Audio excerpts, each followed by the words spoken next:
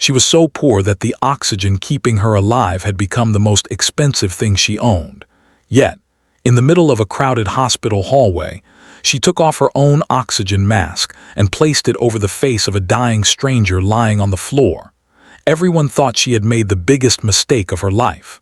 What she didn't know was that the unconscious man she had chosen to save wasn't an ordinary patient. He was a billionaire CEO whose powerful enemies had left him for dead after his ex-wife's ruthless betrayal. As her own breathing slowed and darkness closed in, she whispered, "If only one of us survives, let it be you."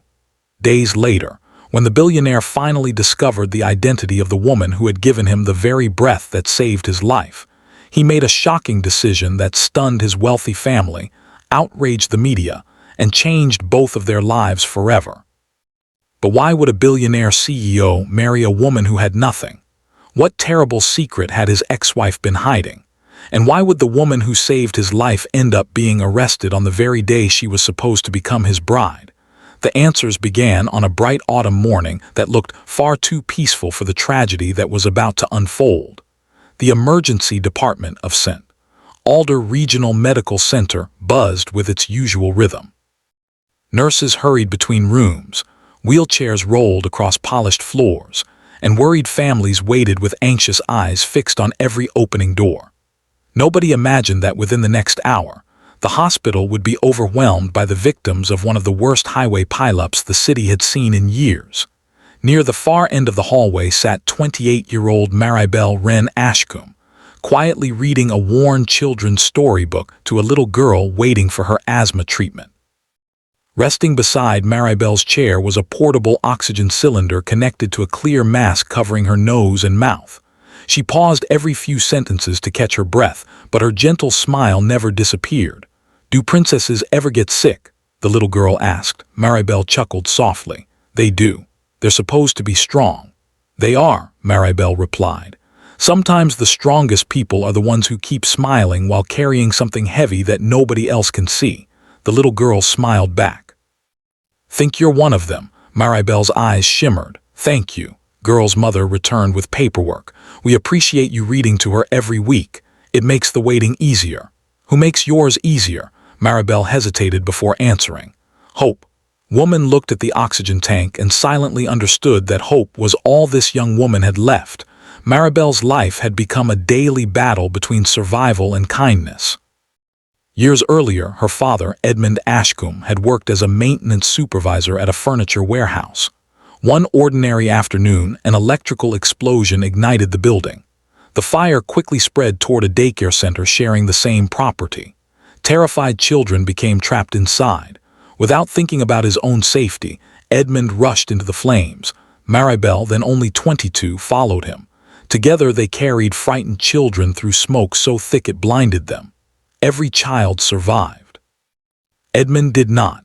Maribelle inhaled enough toxic smoke to scar her lungs permanently.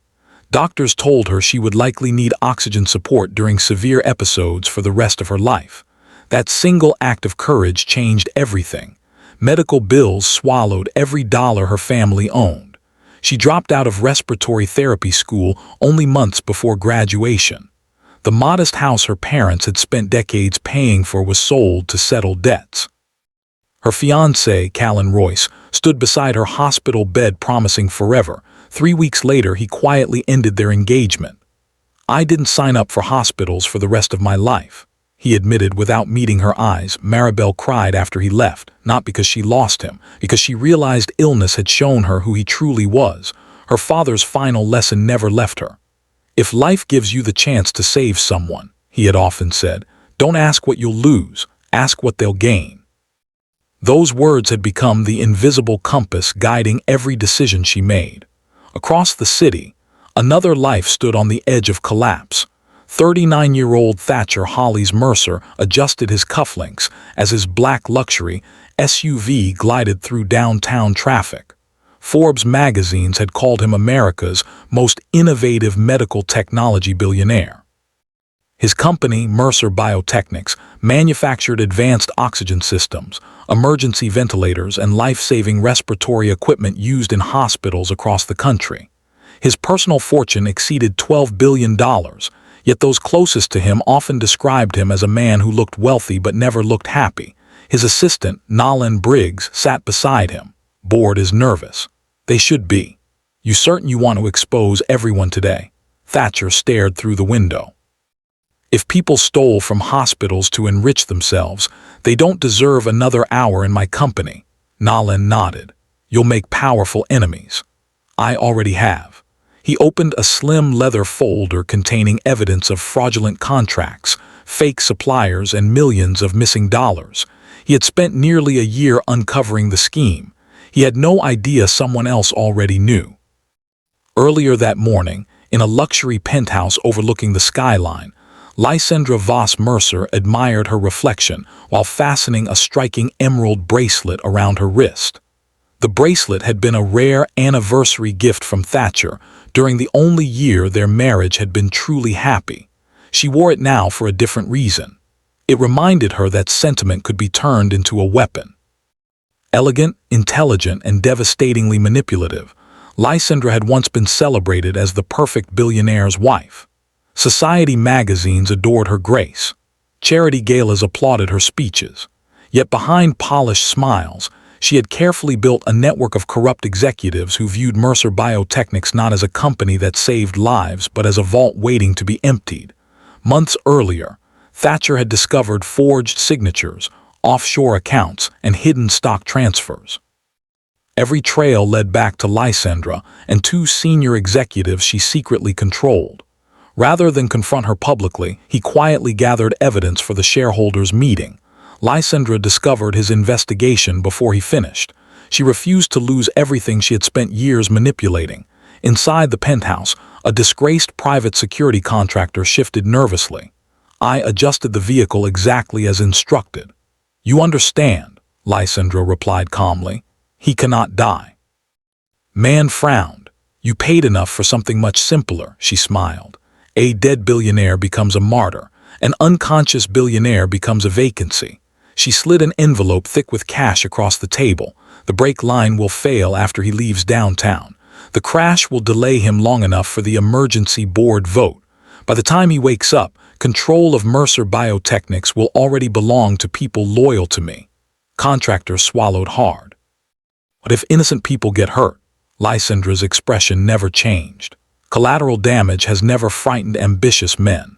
As he walked away, she glanced once more at the emerald bracelet on her wrist.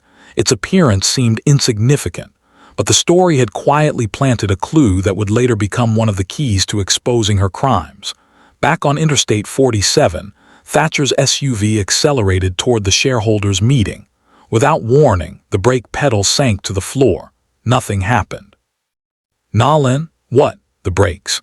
The assistant looked up. Oh my God. Ahead, traffic slowed unexpectedly because of road construction. Thatcher gripped the steering wheel.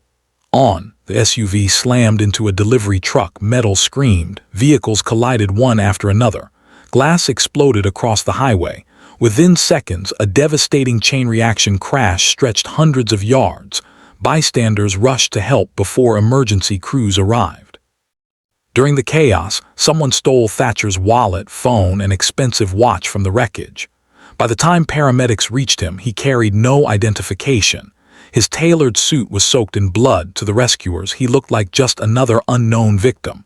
At St. Alder Regional Medical Center, ambulances poured into the emergency entrance one after another.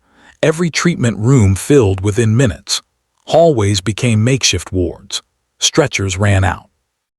An exhausted nurse looked at the unconscious stranger. No ID. No family. Every bed is occupied. The attending physician glanced around the overflowing department. Place him in the hallway until we stabilize the critical cases. Thatcher was carefully laid on a clean blanket on the hospital floor, his injuries severe but treatable if he received oxygen quickly. A monitor sounded a sharp warning. His oxygen saturation plummeted. We need another tank, a nurse shouted. Out, check transport units. They are already in use. The doctor's face hardened. If we don't get oxygen immediately, we're going to lose him. Sitting only a few feet away, Maribelle heard every word. She looked down at the nearly half-empty cylinder beside her. It contained just enough oxygen to help her survive the next hour. She closed her eyes. For a brief moment, she saw her father's smiling face through the smoke of that warehouse fire years ago. She remembered the warmth of his hand before he ran back inside for one last child.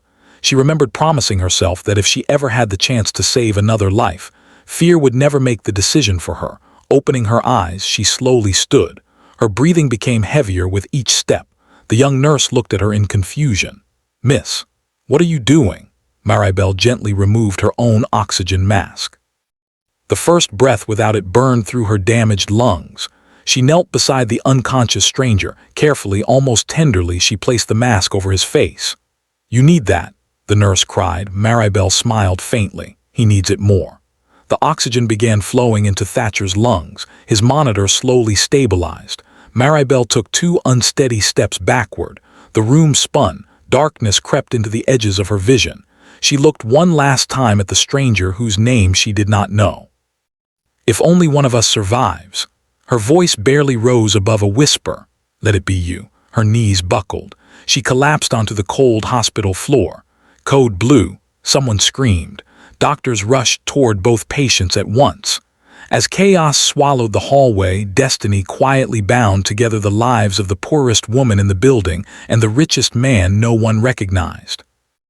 Neither of them knew that this selfless sacrifice had just ignited a chain of events that would expose betrayal, destroy powerful enemies, awaken a love that defied every social boundary, and eventually unleash a brutal reckoning upon everyone who had tried to profit from greed at the cost of innocent lives.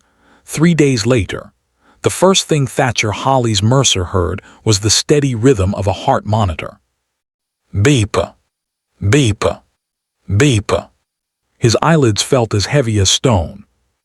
Bright white lights blurred above him as unfamiliar voices drifted through the room. "Mr. Mercer." Another voice sounded relieved. "He's waking up." Thatcher blinked several times before the room finally came into focus. Standing around his hospital bed were doctors, nurses, his assistant Nolan Briggs, 2 security officers, and several members of Mercer Biotechnic's executive board. The board members looked relieved. Nolan looked as though he hadn't slept in days. "What happened?" Thatcher whispered. "You were in a major highway accident," the doctor explained. "You suffered multiple fractures, a concussion, internal bleeding, and severe oxygen deprivation. Another few minutes without oxygen." He paused. "You likely wouldn't have survived." Fragments of memory drifted through Thatcher's mind. Twisted metal, screeching tires, darkness. Then, gentle hands, a soft voice, a woman whispering, "If only one of us survives, let it be you." His eyes widened. "The woman." Everyone looked confused. "What woman?" Nolan asked. "The woman who gave me oxygen." The doctor exchanged glances with the nurses. "There was a patient." Thatcher immediately sat upright despite the pain. "Where is she?" "You shouldn't move." "Where is she?" One of the nurses lowered her eyes. She checked herself out. "When?" "The same day." "What?" The nurse nodded sadly. She refused additional treatment because she couldn't afford another hospital bill. Silence filled the room. For the first time in years, the billionaire who could buy private hospitals realized that the woman who had saved his life had walked away from one because she couldn't pay. "Find her." Nolan frowned. "We don't know her name." "Then start looking." "We've tried." "What do you mean you've tried?" The hospital administrator stepped forward. During the emergency after the highway pileup, many victims arrived before registration could be completed. She lost consciousness before finishing her paperwork. "So you have nothing." "Only an incomplete admission form." "No address." "It was outdated." "No phone number." "No emergency contact." Thatcher clenched his fists. The woman who had literally given him the breath to live had disappeared without leaving a trace. Meanwhile, several miles away, Maribelle quietly returned to the tiny apartment she could barely afford. Every movement hurt. Her lungs still burned from giving away her oxygen. The doctor had begged her to stay longer. But when billing handed her an estimate for continued care, she smiled politely, signed herself out against medical advice, and walked away. She had no insurance, no savings, no one to pay for her treatment. As she climbed the narrow staircase to her apartment, every step stole another breath. Her elderly neighbor, Mrs. Evelyn Pierce, rushed over. "Oh, sweetheart, you should still be in the hospital." Maribelle smiled weakly. "I couldn't stay." Mrs. Pierce already knew why. Because poor people often left hospitals before they were ready. Not because they were healthy, but because they were broke. That night, Maribelle quietly unpacked groceries. 1 loaf of discounted bread, 2 cans of soup, generic medicine. Her oxygen supplier called. "I'm sorry, Miss Ashcombe. I know. Your account is overdue. I'll pay. When? I don't know yet. I'm afraid company policy requires us to suspend deliveries." The line went dead. Maribelle stared at her portable tank. The gauge was already low. She whispered to herself, "I'll figure something out." She always did. Across town, Mercer Biotechnics erupted into chaos. News of Thatcher's survival sent stock prices soaring. Reporters crowded outside corporate headquarters. Inside the boardroom, several executives pretended to celebrate. Only one person quietly panicked. Lysandra. Although divorced from Thatcher months earlier, she still secretly controlled several corrupt board members through hidden financial agreements. His survival had destroyed half her plan. But not all of it. She calmly watched television coverage from her penthouse. "So," she whispered, "you lived." Her attorney looked nervous. "What now?" She smiled. "Now we adapt." "What about the investigation?" She picked up a crystal wine glass. "If Thatcher continues digging." She slowly crushed the glass inside a napkin. "He won't like what he finds." Back at Mercer headquarters, Nolan entered Thatcher's office carrying a thick folder. "We've hired 3 private investigation firms." "Good. We've contacted every hospital involved." "And no match." "What about surveillance footage?" "Many cameras failed during the emergency because of power fluctuations." Thatcher stared out the floor-to-ceiling window overlooking the city. Somewhere below, a woman who had risked her own life for a complete stranger was probably struggling to survive. Without knowing, she had saved one of the richest men in America. Days turned into weeks. Weeks became months. Yet Thatcher refused to stop searching. Every Monday morning, he asked exactly the same question. "Any news?" Every Monday, the answer remained unchanged. No. People around him slowly moved on. He never did. Sometimes he would close his eyes during meetings. He could almost hear that gentle voice again. "Don't give up." He didn't even know if those words had truly been spoken, or whether his mind had created them while drifting between life and death. Either way, they stayed with him. The experience quietly began changing him. Employees noticed. He visited hospitals more often, approved larger donations, expanded Mercer Biotechnics' charitable oxygen assistance program. When asked why, he simply answered, "Someone once reminded me that breathing isn't something everyone can afford." No one understood what he meant. Not yet. Across the city, life became even crueler for Maribelle. The cafe where she worked reduced staff.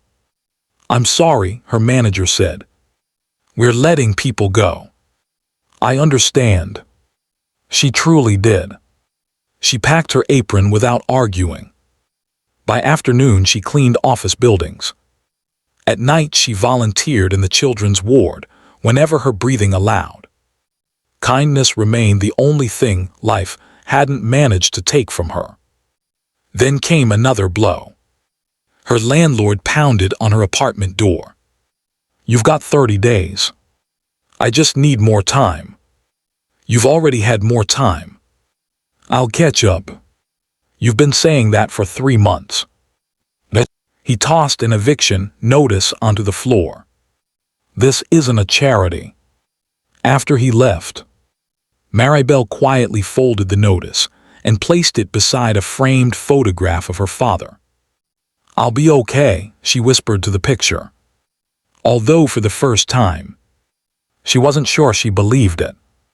A week later, she sat beside her 17-year-old foster brother, Rowan Ashcombe, outside his community college. His face was pale. "They canceled my scholarship." "What?" "They said funding disappeared." Maribelle forced another smile. "We'll figure it out." "How?" She looked away. "I don't know yet." That night, she secretly sold the last valuable thing she owned. Her mother's silver necklace. It paid 2 weeks' rent. Nothing more. Fate, however, had already begun weaving their paths together. Mercer Biotechnics announced openings for custodial staff at its headquarters. The pay was modest. The health insurance excellent. Maribelle almost didn't apply. Cleaning floors inside the headquarters of a billion-dollar corporation wasn't the future she had once imagined. But breathing mattered more than pride. She ironed her only interview outfit, carefully repaired a loose button, borrowed bus fare from Mrs. Pierce. The following Monday morning, she walked into the towering glass headquarters of Mercer Biotechnics. The polished marble lobby reflected wealth at every angle. Employees hurried past wearing tailored suits. Maribelle quietly lowered her eyes. She felt invisible, exactly the way wealthy buildings often made poor people feel. Upstairs, Thatcher ended another frustrating meeting. Still no trace of the woman. Still no answers.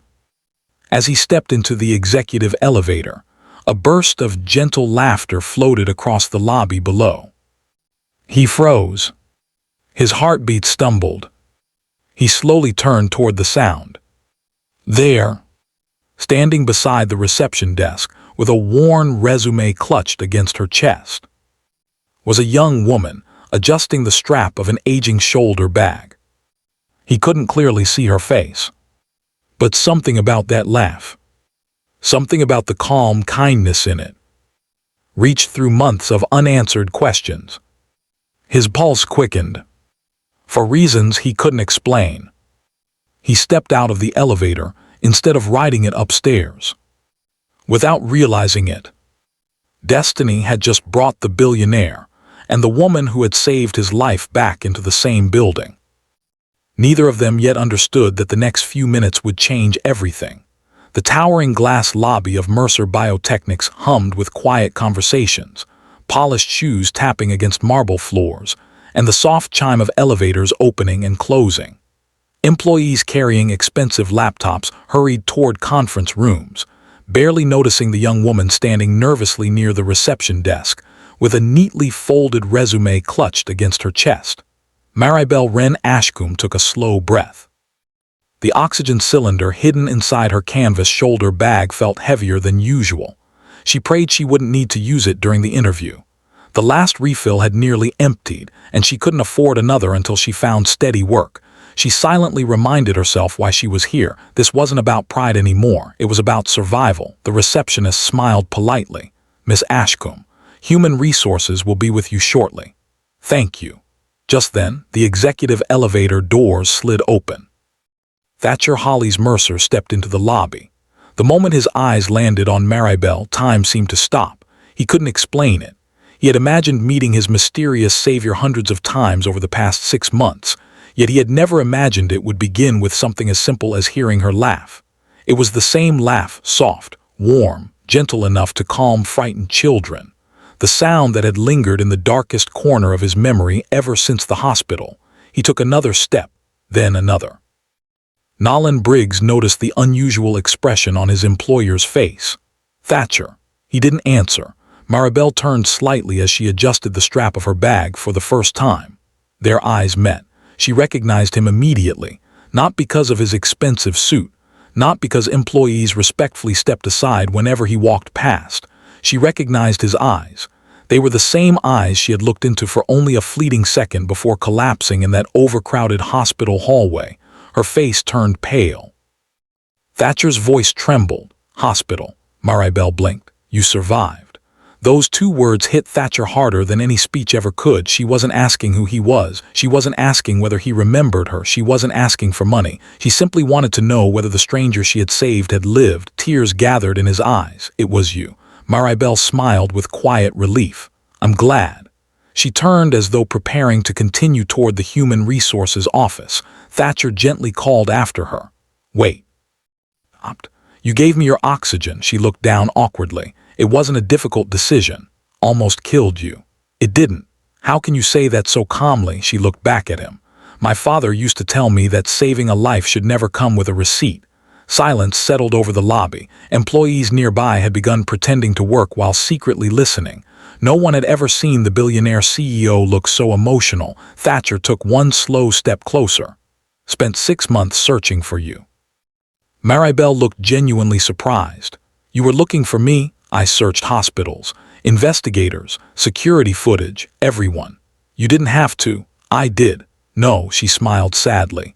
"You already survived." Her words carried the quiet strength of someone who had never expected recognition for doing the right thing.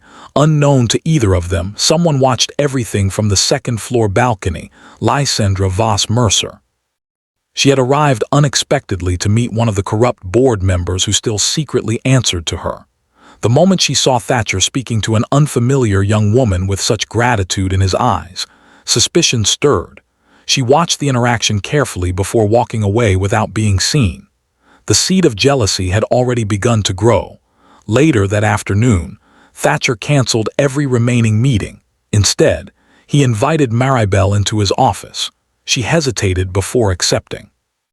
The office overlooked nearly the entire city. It was larger than the apartment she rented. She felt completely out of place. "Never been somewhere this expensive," she admitted. Thatcher smiled. "Barely notice it anymore." "That's because you've always had it." His smile faded. "Always."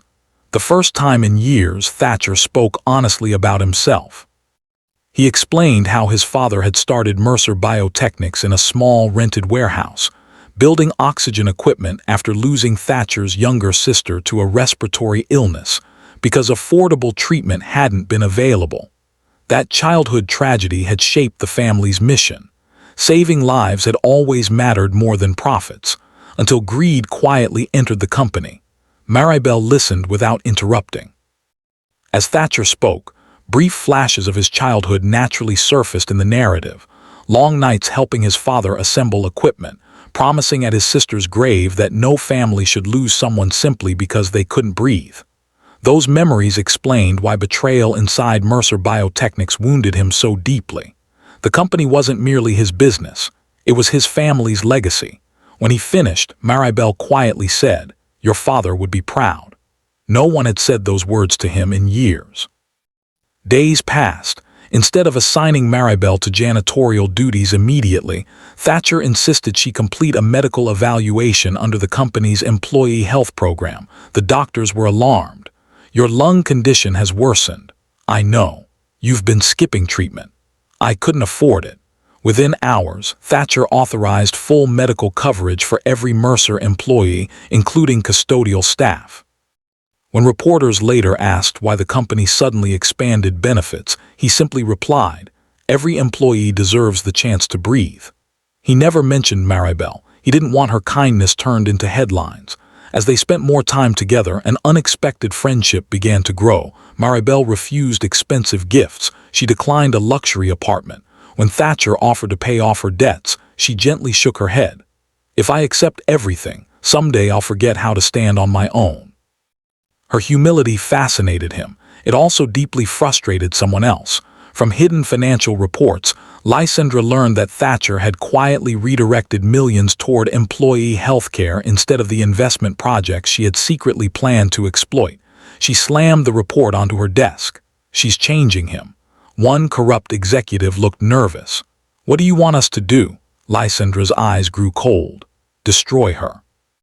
The words hung in the room like a death sentence. She had already spent months covering her financial crimes. Thatcher's renewed compassion made him more determined than ever to complete his investigation. If Maribelle remained close to him, she might unknowingly become the reason he uncovered everything. Lysandra decided that Maribelle had to disappear, not physically, but publicly. She instructed one of her loyal executives to secretly access company servers after midnight. Using stolen credentials, they transferred millions of dollars through shell companies. Then they planted encrypted files inside a computer assigned to Maribelle's department. To make the deception believable, they scattered small clues over several days rather than all at once. Earlier security logs showed an unidentified employee entering restricted areas late at night. An accountant had casually mentioned unusual payroll discrepancies during a staff meeting. Even a janitor recalled seeing someone wearing expensive perfume near offices long after everyone else had gone home. These seemingly insignificant details quietly foreshadowed the conspiracy now unfolding. The trap was complete. 3 mornings later, federal investigators entered Mercer Biotechnics. Employees froze. "Leave the building." Computer hard drives were seized. Offices were searched. Within an hour, investigators entered the maintenance department. Maribelle Wren Ashcombe, she looked up in confusion. "Yes, stand up. What happened? You're under arrest for corporate fraud, money laundering, and theft of company funds." The entire floor fell silent. What? Cold handcuffs closed around her wrists. "This must be a mistake. We found the stolen files on your workstation." "Never even seen those files." "Save it for the judge." Employees whispered as she was led through the lobby. Some shook their heads, others pulled out their phones. One woman sneered, "I knew she was after his money."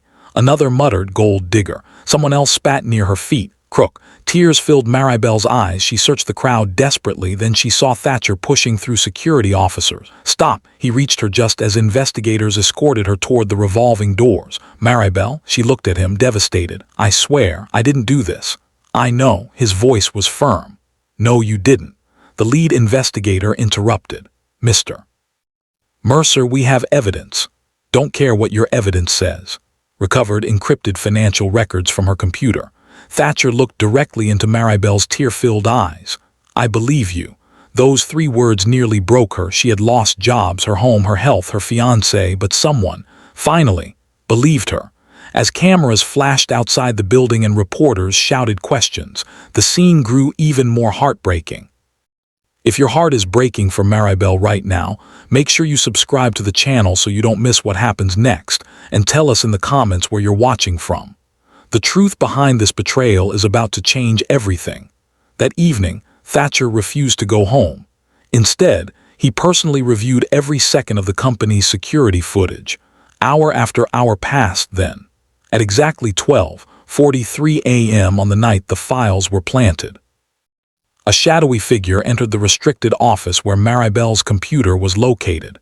The person's face remained hidden beneath a hood, but when the figure reached for a keyboard, a sleeve slipped back. An emerald bracelet glimmered beneath the security light. Thatcher froze. His breathing became shallow. That bracelet, he had seen it countless times. He had bought it himself years ago as an anniversary gift. Only one person owned it, Lysandra. The seemingly ordinary bracelet introduced months earlier had now become the thread unraveling the entire conspiracy. Thatcher slowly closed the laptop. His grief transformed into something far more dangerous. Resolve. He whispered into the empty office. You framed the woman who saved my life. He picked up his phone and called Nalin. Tomorrow morning, assemble our best forensic accountants, private investigators, and legal team. Nalin immediately sensed the change in his voice. You found something? No. Thatcher's eyes hardened as he looked once more at the paused security footage. I found her.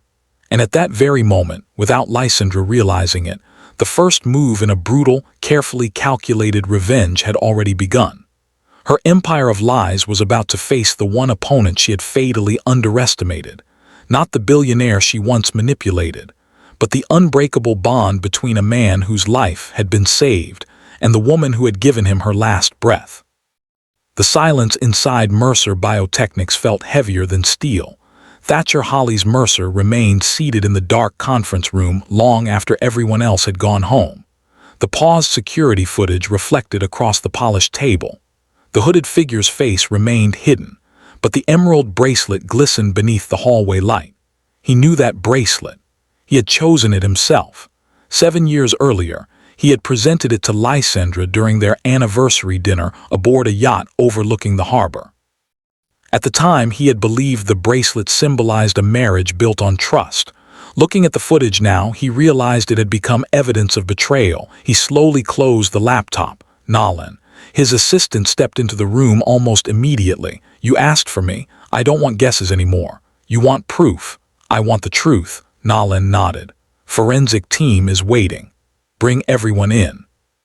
Within an hour, Mercer Biotechnics' best cybersecurity analysts, forensic accountants, legal advisors, and private investigators filled the executive war room. Thatcher stood before them. For months, someone has been stealing from this company. He placed a photograph of Maribelle on the table. An innocent woman has been framed for crimes she didn't commit. He then displayed the security footage, and the people responsible are about to discover something. Room fell silent. I built this company to save lives. Anyone who turned it into a machine for greed will lose everything. No one spoke, everyone understood. This wasn't simply an internal investigation anymore. It was war. Over the following days, Mercer Biotechnics quietly became the center of the most comprehensive corporate investigation in its history. Rather than rushing to expose Lysandra, Thatcher deliberately allowed her to believe her plan had succeeded. That decision wasn't impulsive. It was strategic. Years of leading billion-dollar negotiations had taught him that guilty people often destroyed themselves when they believed they were safe. Meanwhile, Maribelle remained in county jail awaiting a preliminary hearing. Her tiny cell felt colder each night. She stared at the ceiling, wondering whether anyone outside still believed in her. The insults from employees echoed endlessly inside her mind. Gold digger, fraud, crook.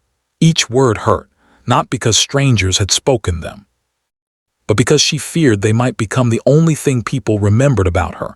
Every afternoon, Thatcher visited, each time she apologized. I'm sorry this happened because of me. He gently shook his head. No, it started after I came into your life. Started years before we met. She lowered her eyes. Brought trouble into yours. You brought life into mine. She finally looked at him. His voice remained calm. I promised you in that lobby that I believed you. You did. I still do. She smiled through tears. I don't know why.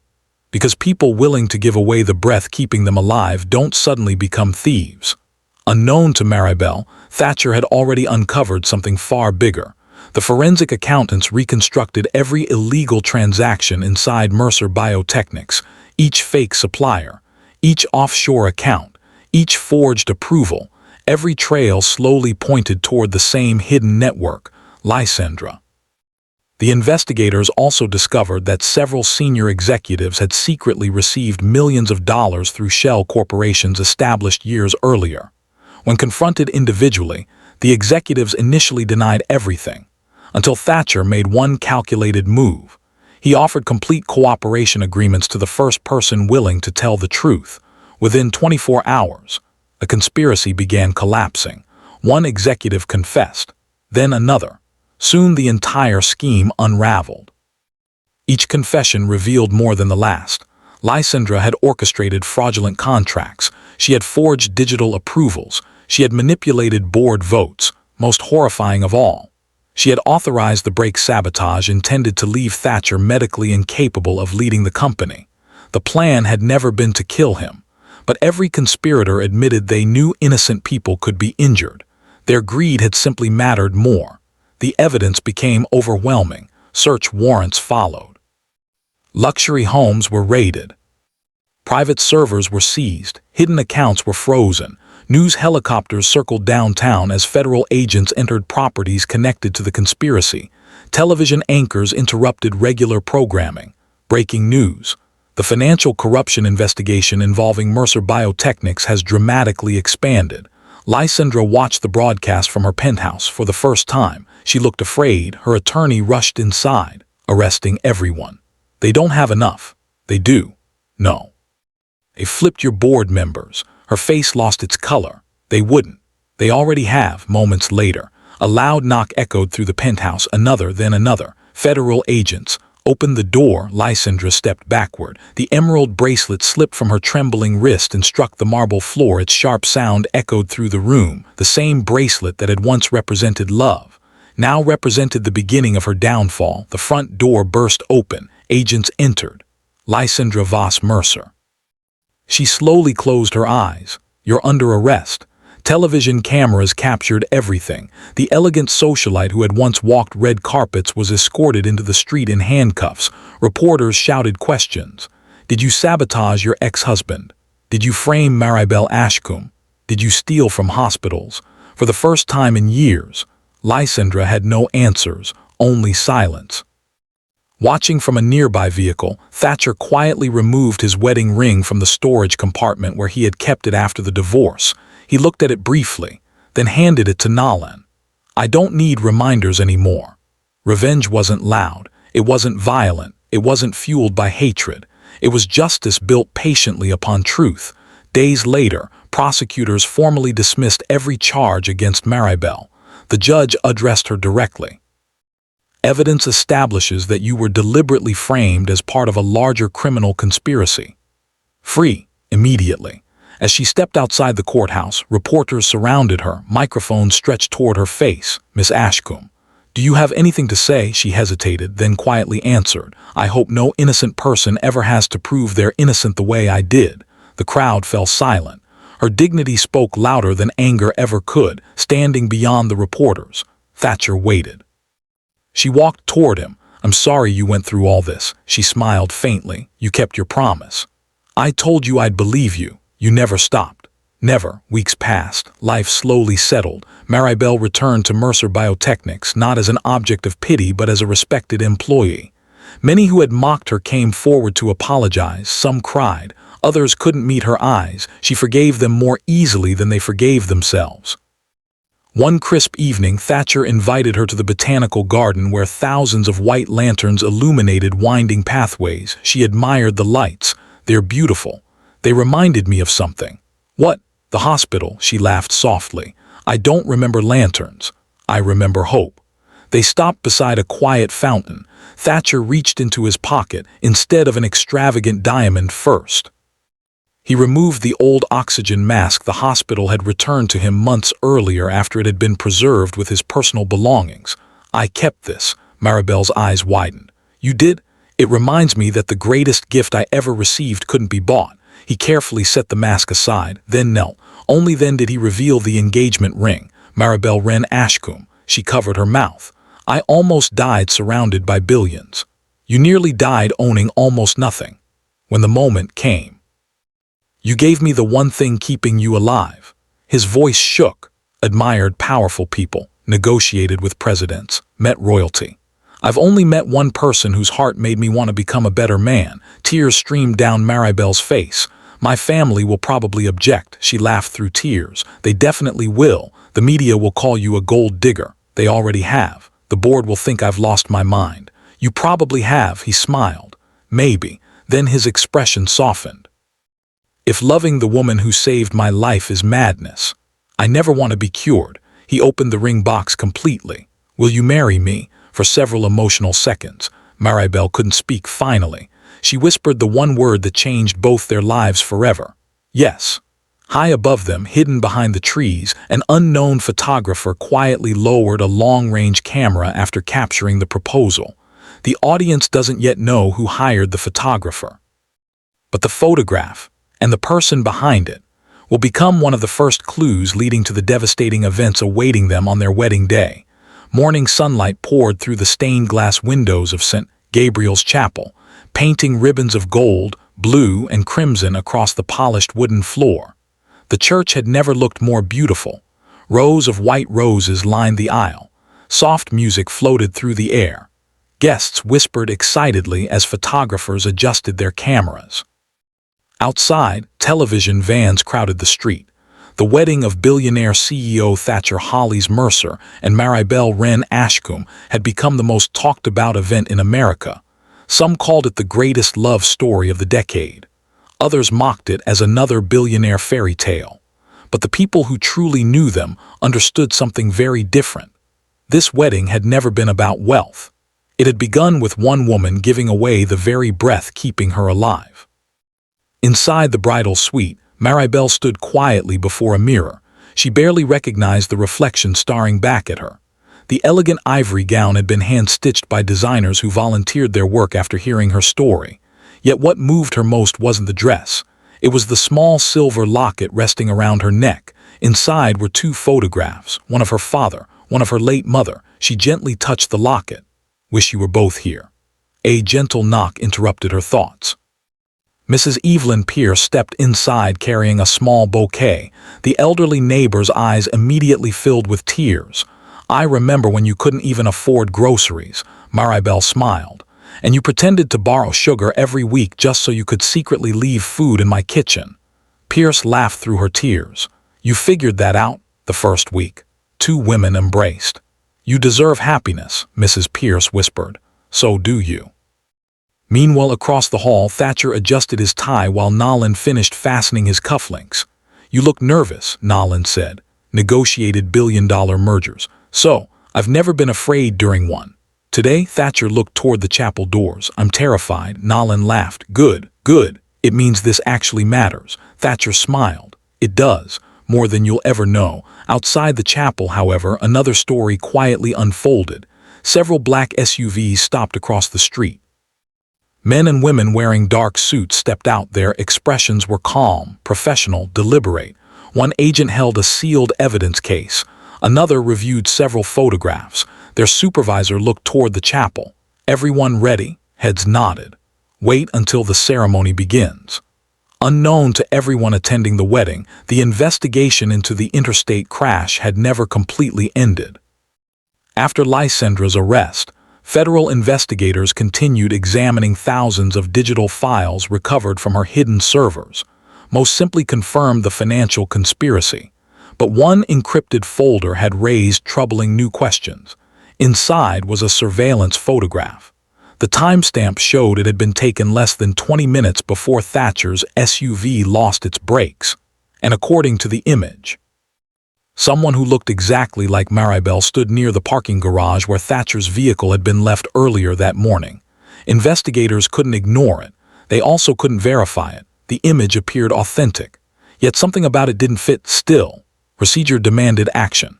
Back inside the chapel, the music changed. Guests rose to their feet. Thatcher turned toward the entrance. His heartbeat echoed louder than the orchestra. The doors slowly opened. Maribelle appeared. The entire church fell silent. She wasn't wearing expensive jewelry. She wasn't surrounded by luxury. She simply smiled. The same gentle smile that had once comforted frightened children inside a hospital. The same smile that had convinced a dying stranger life was still worth fighting for. As she took her first step down the aisle, Thatcher's eyes filled with tears. Months earlier, she had collapsed giving him her oxygen. Now she walked toward him carrying nothing except love. Halfway down the aisle, the chapel doors suddenly burst open. Federal agents. The music stopped instantly. Gasps filled the room. Several agents entered with calm determination. Guests stood in confusion. Photographers immediately turned their cameras. The lead agent walked directly toward Maribelle. "I'm sorry," she looked puzzled. "What?" He unfolded an official document. Maribelle Ashcombe. Thatcher stepped forward. "What is this?" the agent continued. You're under arrest on suspicion of conspiracy in the attempted murder of Thatcher Mercer.